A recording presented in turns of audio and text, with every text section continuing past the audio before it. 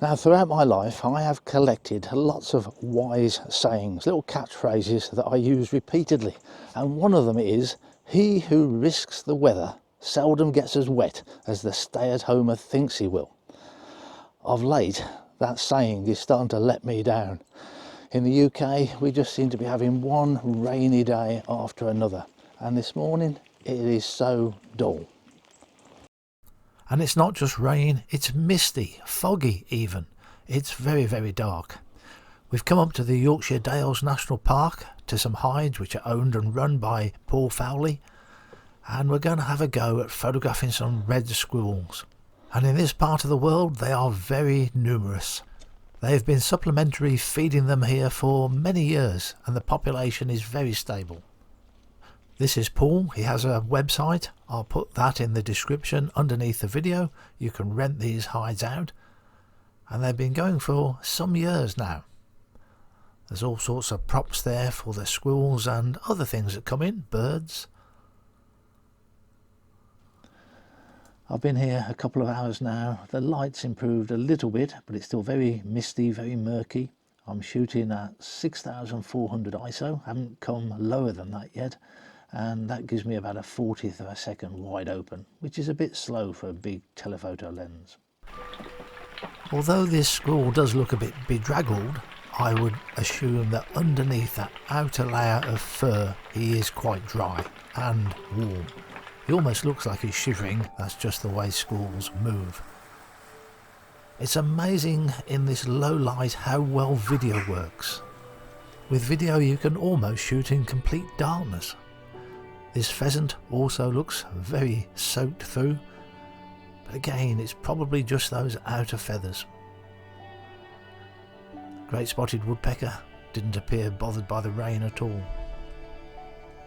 Now, one of the special shots that you can get at this site is the squirrels jumping.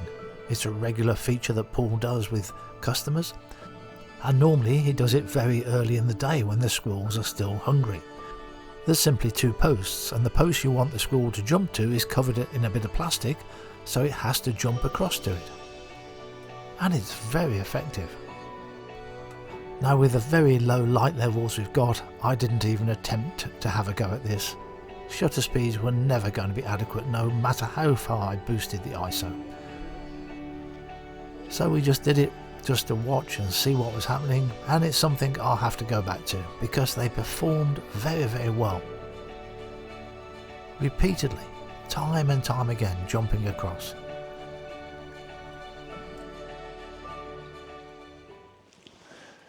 We've now moved over to the reflection pool hide, and photographically this is very good. It's a very attractive pool, and the squirrels are here in numbers. There's at least four. I can see four at the same time at the moment, running backwards and forwards, coming into the water as well. Photographically this is very good. It just wants some better weather.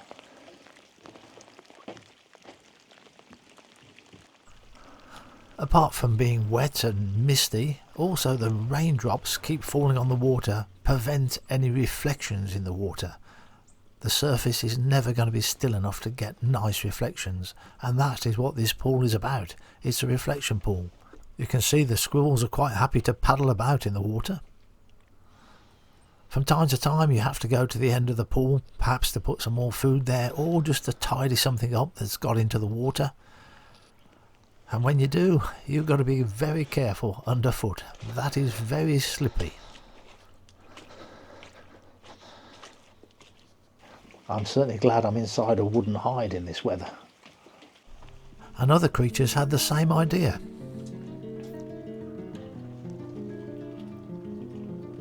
Perhaps I shouldn't have left the food there. We'll wait for him to go.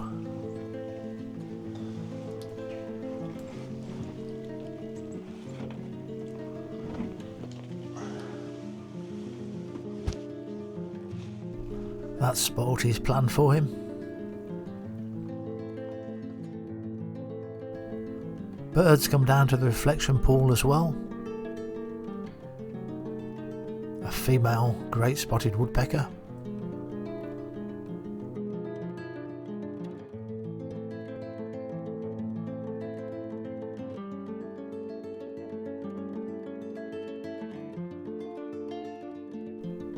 and chaffinches and a colted.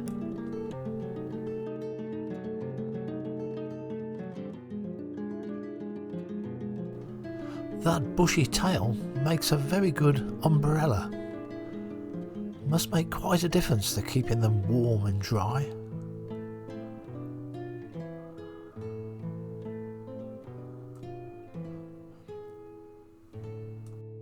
Now this will be taken with the Lumix G9 Mark II, which I've had for about a week now. This is the first footage that I've taken that is not test footage, footage that I intend to keep. So this is 4K, 120 frames per second, roughly 5 times slow motion.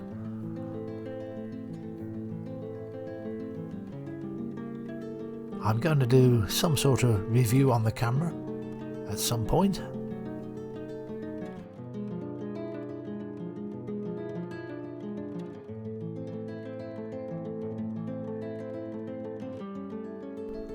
All of the stills pictures were taken with my OM1, and with both cameras I used nothing but the 150 to 400mm lens, although this shot, these wide angle shots, are taken with the DJI Osmo Pocket 3.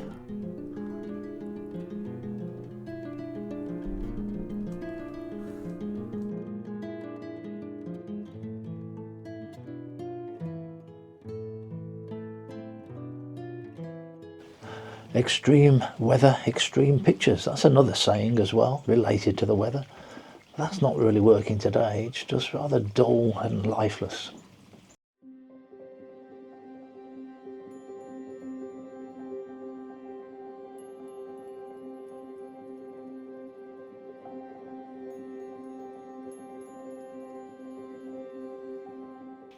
The rain has slowed down, and occasionally we're going for a minute or so without a raindrop, and then you don't get the ripples on the water, so the water goes smooth and you're getting some sort of reflection underneath the school.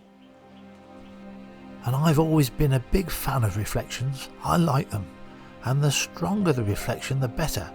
If you can get a complete mirror image where you can't tell which way up the picture should be, that's what I like to see.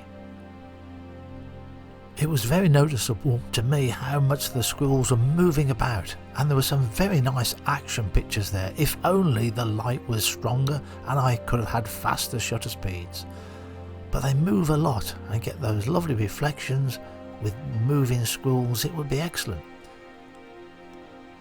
But even if I boosted the ISO to the very high numbers, 12,800 ISO here, I've still only got 800th of a second with the lens wide open, not really fast enough. And as we all know, Micro Four Thirds is no good at high ISO. And how do we know this? Because we've read it on the internet, or we've been told many times. This is 25,600.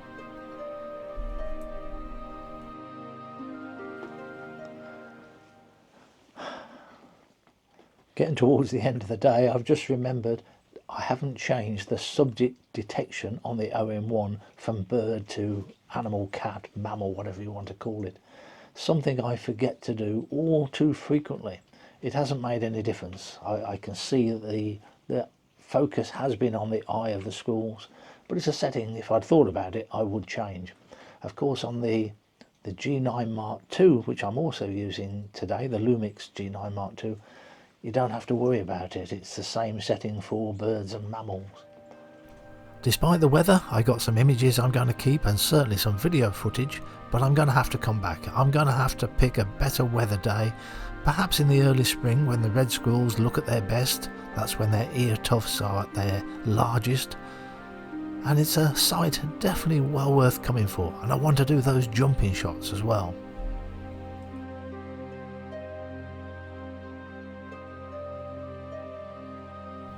Thanks for watching.